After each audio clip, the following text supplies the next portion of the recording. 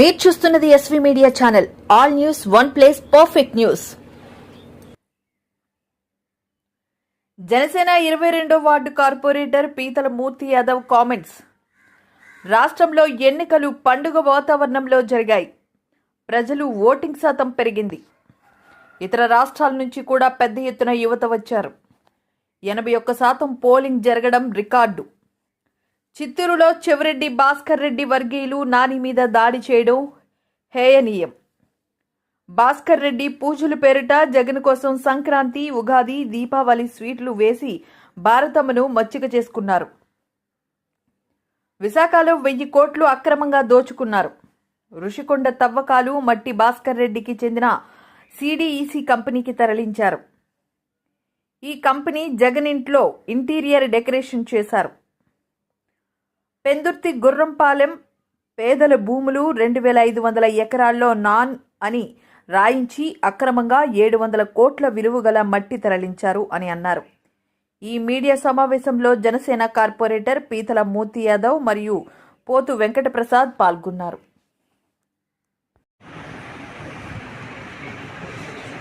రాష్ట్రంలో ఎన్నికల పండగ వాతావరణంలో రాష్ట్ర ప్రజలందరూ కూడా పెద్ద ఎత్తున పోలింగ్ హాజరయ్యి వాళ్ళ ఓటు హక్కును వినియోగించుకొని వాళ్ళ యొక్క అభిమతానాన్ని, రాష్ట్రం మీద ఉన్నటువంటి వాళ్ళ ప్రేమ గౌరవాన్ని ఈ రాష్ట్ర అభివృద్ధి చెందాలనేటువంటి ఒక కృత నిశ్చయంతో వేరే ప్రాంతాల్లో, వేరే రాష్ట్రాల్లో ఉన్నటువంటి యువతీ యువకులు కూడా లక్షలాదిగా తరలివచ్చి సుమారు రాష్ట్ర చరిత్రలోనే 81.86% పోలింగ్ శాతం నమోదైందంటే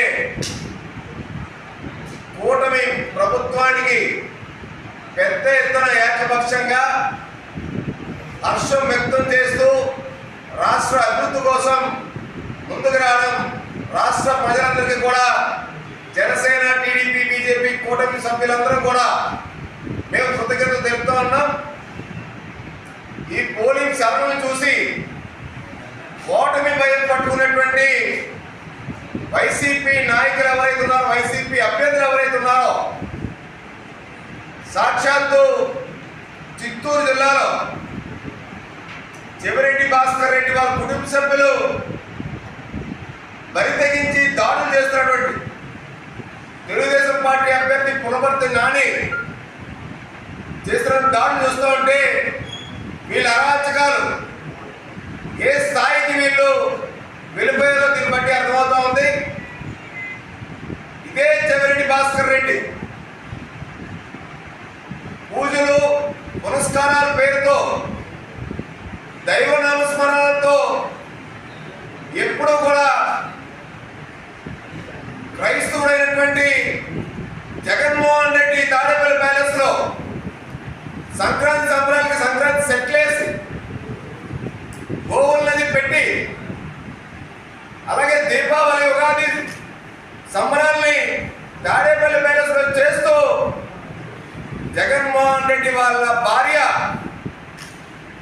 భారతమ్మను మంచిగా చేసుకుని చెవిరెడ్డి భాస్కర్ రెడ్డి విశాఖలో 1000 కోట్ల రూపాయల పైగా దోచుకున్నారు. ఒక చిత్తూరు జిల్లాకు చెందినటువంటి చంద్రగిరి ఎమ్మెల్యే ఉన్నటువంటి చెవిరెడ్డి భాస్కర్ రెడ్డి విశాఖ వచ్చి 1000 కోట్ల రూపాయల పైగా అక్రమంగా దోచుకోవడం అంటే వైసీపీ నాయకులు ఏ స్థాయికి బరి తెగించి 1000 కోట్ల రూపాయలు విశాఖ సంబంధం దోచుకున్నారో దీన్ని బట్టి అర్థమవుతా ఉంది. సాక్షాత్తు ఋషికొండని తమ్మినటువంటి గ్రావెల్ ఏదైతే ఉందో, ఆ గ్రావెల్ డిఇసి కంపెనీ ఏదైతే చెవిరెడ్డి భాస్కర్ రెడ్డి ఆ యొక్క డిఇసి కంపెనీలో ఒక భాగస్వామిగా ఉన్నటువంటి ఆ కంపెనీ ఆ గ్రావెల్ మొత్తాన్ని కొన్ని లక్షల క్యూబిక్ మీటర్ల ఋషికొండ గ్రావెల్ని విశాఖ పోర్ట్ ట్రస్ట్ లో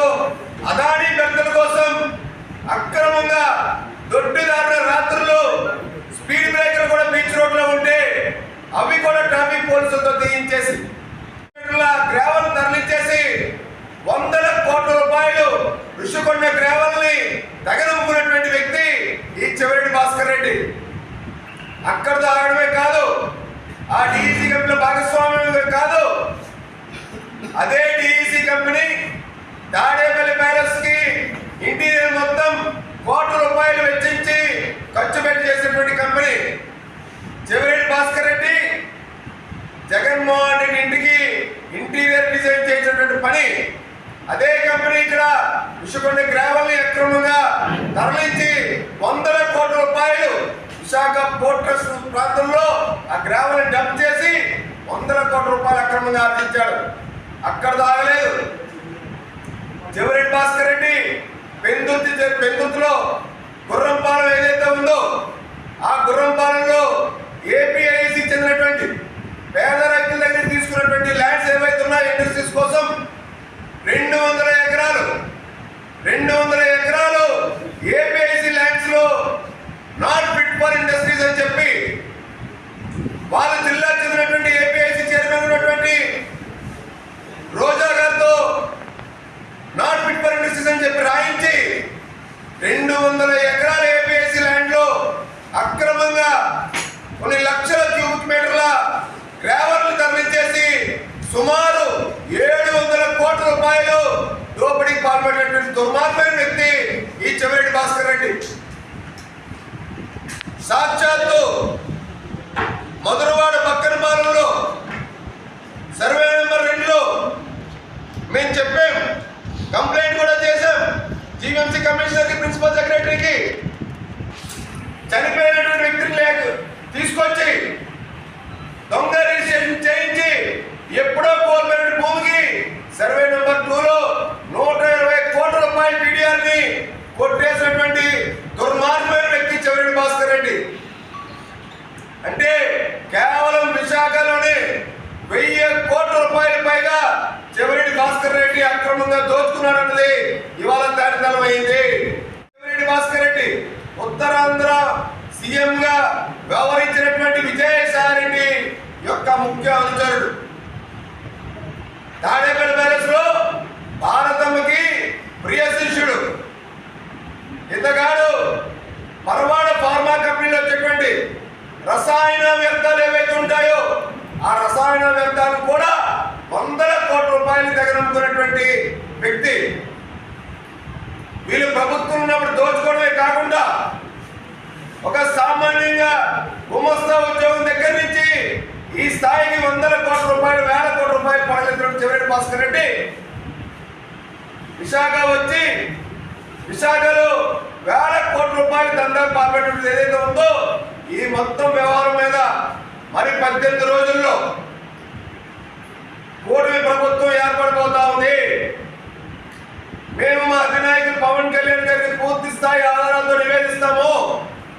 ఏదైతే ఏపీఐసి ల్యాండ్ లో 200 ఎకరాల్లో చేసినటువంటి చెవిరెడ్డి భాస్కర్ అక్రమ మైనింగ్, ఋషికొండ అక్రమ మైనింగ్ ఏదైతే తరలించాడో, అక్రమంగా టీడీఆర్ అక్రమాలు ఏదైతే కొట్టేశాడో, అలాగే ఫార్మా కంపెనీ రసాయన వ్యర్థాలు ఏదైతే దోచుకొని అమ్ముకుంటున్నాడో వీటన్నింటి మీద పూర్తి స్థాయి విచారణ జరిపి చెవిరెడ్డి భాస్కర్ రెడ్డి గ్యాంగ్ కి ఖచ్చితంగా ప్రభుత్వానికి కట్టవలసినటువంటి మైనింగ్ ఫీజులు కూడా కట్టకుండా కోట్ల రూపాయలు ప్రభుత్వానికి మైనింగ్ ఫీజులు ఎక్కొట్టి దోచుకున్నటువంటి వాటి అన్నింటినీ కూడా ప్రభుత్వ పరంగా న్యాయపరంగా అడ్డుకట్ట వేయడంలో ప్రభుత్వం పోలీసులు పూర్తిగా వైఫల్యం చెందడం విషయం కనబడతా ఉంది.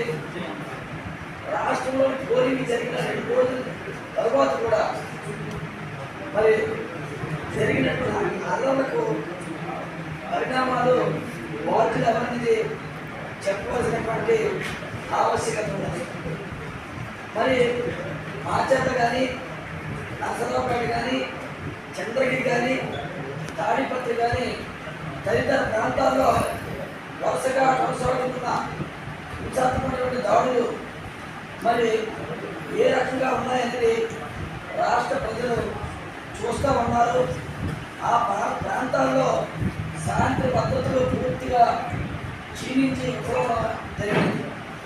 అసలు ప్రభుత్వం చర్యలు తీసుకోవడంలో పూర్తిగా విఫలమైందా, లేదా నిఘా వర్గాల సమాచారం ముందుగా లేదా పోలీసులు బందోబస్తు చర్యలు లోపం స్పష్టంగా కనబడుతున్నది ఈ రాష్ట్రంలో.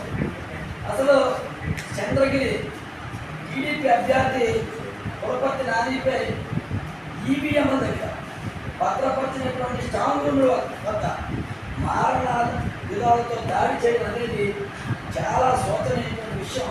దీన్ని తెలుగుదేశం పార్టీ అలాగే రాష్ట్ర ప్రజలు కూడా జనసేన పార్టీ బీజేపీ పార్టీ కూడా తీవ్రంగా ఖండిస్తూ ఉంది. అసలు ఈ రాష్ట్రంలో ప్రధానంగా హింసాత్మక ఘటనలు జరగడానికి ఈసీ మాత్రం సీరియస్గా చర్యలు తీసుకోవాలి. పోలింగ్ తర్వాత హింస నియంత్రించడంలో వైఫల్యాలకి కారణాలు కూడా స్పష్టంగా తెలుసుకోవాలి.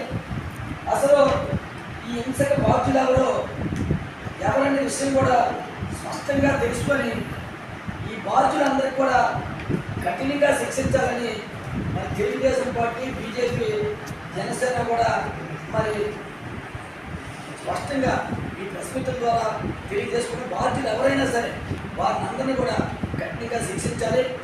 రాష్ట్రంలోని కూటమి గెలుస్తుందని తెలిసే ఈ రాష్ట్రంలో ఉన్నటువంటి రౌడీ నౌకర్ని ఈ వైసీపీ వాళ్ళు ప్రోత్సహించి ఇటువంటి చర్యలకు శ్రీకారం చుట్టూ ఉన్నారు. ఇదంతా కూడా ప్రజలు గమనిస్తూ ఉన్నారు. రానున్న రోజుల్లోని మీకు తగిన పొరపాటు ఈ ప్రజలే తెలియజేస్తారని మీ ద్వారా నేను తెలియజేస్తున్నాను. విముక్తి చేయాలన్న ఒక సదుద్దేశంతో మా జనసేన పార్టీ అధ్యక్షులు శ్రీ పవన్ కళ్యాణ్ గారు సంకల్పించిన ఒక మహాయజ్ఞం అనండి, ఒక త్యాగం అనండి, ఒక బాధ్యత కలిగిన ఒక రాష్ట్ర నాయకుడిగా బీజేపీ, తెలుగుదేశం, జనసేన పొత్తు ప్రక్రియతో మన జరిగిన సార్వత్రిక ఎన్నికల్లో ఒక అద్భుతమైన ప్రజాస్పందనకి పవన్ కళ్యాణ్ గారికి ఇక్కడ ప్రజలందరూ చేయబడుతున్నారు. చంద్రబాబు గారి నాయకత్వాన్ని, మోడీ గారి నాయకత్వాన్ని బలపరుస్తూ ఇవాళ పవన్ కళ్యాణ్ గారు తీసుకున్న నిర్ణయం ఎంత ఆమోదయోగ్యమైందో ఎన్నికల తర్వాత ప్రజలు అర్థం చేసుకున్నారు. దీని ఉదాహరణ, మన పోలింగ్ జరుగుతున్నప్పుడు ఇతర రాష్ట్రాల నుండి, ఇతర దేశాల నుండి ఎక్కడెక్కడ ఉన్న వాటిలో కూడా వారి వారి స్థానాలు చేరుకుని చాలా ఉత్సాహంగా, ముఖ్యంగా మేము అనకాపల్లి గ్రామీణ ప్రాంతంలో చోళం లాంటి మారుమూల ప్రాంతాల్లో తిరుగుతున్నప్పుడు వేల సంఖ్యలో బారులు తీరి స్వచ్ఛందంగా ఏదో ఒక మార్పు తీసుకురావాలి, ఈ ప్రభుత్వాన్ని గది దింపాలి, ఈ దుర్మార్గాన్ని అరికట్టాలన్న ఒక ఆలోచనతో వారు చేసిన ఈ ప్రయత్నం కావాలి. అందరూ మొత్తం కూటమంతా కూడా బీజేపీ, జనసేన, తెలుగుదేశానికి మద్దతుగా చాలా పెద్ద ఎత్తున అందరూ పాల్గొంటారు. చాలా ఇష్టాసారంగా మాట్లాడటం జరుగుతుంది. ఆయన 3 పెళ్లి చేసుకున్నారు, ఏంటి అది ఇది అన్నారు. కుటుంబం అంతా వచ్చి నిలబడి అధ్యక్షుడు పవన్ కళ్యాణ్ కుటుంబం మొత్తం వేరైపోయి ఇష్టాసారంగా వాళ్ళ చెల్లి ఉన్నారు, జగన్మోహన్ రెడ్డి గారి చెల్లి, ఆవిడే బయటకు వచ్చేసారు. చెల్లెలు వ్యతిరేకించారు, కుటుంబం లేదు. ఆయన ఇష్టాసారంగా మాట్లాడుతూ పార్టీని ఏదో మమ్మల్ని అంటానికి ట్రై చేశారు. కానీ మొత్తం పిఠాపురంలో అయితే మా అధ్యక్షుడు పవన్ కళ్యాణ్ భారీ మెజార్టీతో గెలవడం జరుగుతుంది.